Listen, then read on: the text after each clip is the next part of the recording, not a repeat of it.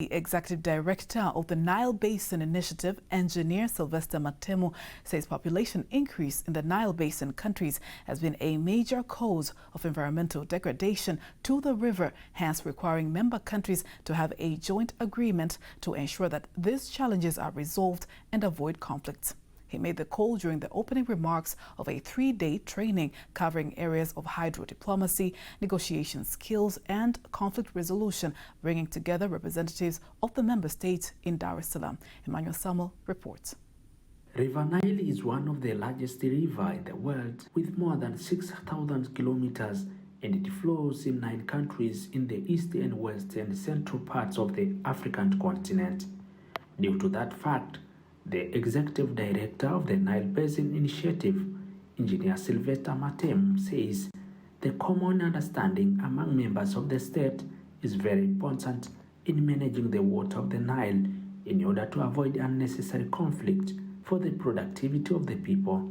In order to make sure that we put the good governance of water resources of the Nile, we find out that for sustainability, we need really to train people, to build capacity at the national level.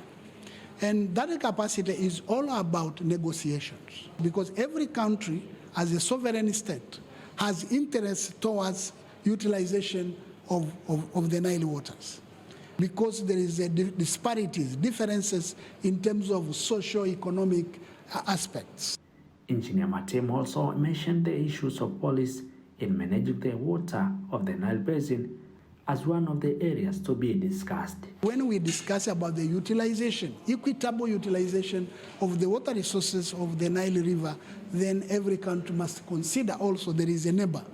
There are others that need to use that water also for the same purpose. It's not only one country.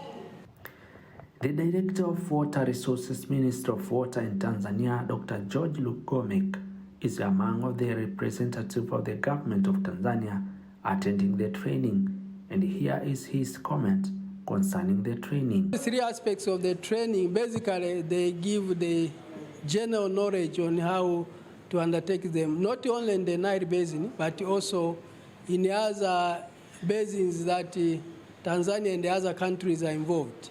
We are involved in the Lake Tanganyika Basin. You know, we have what we call Lake Tanganyika Authority.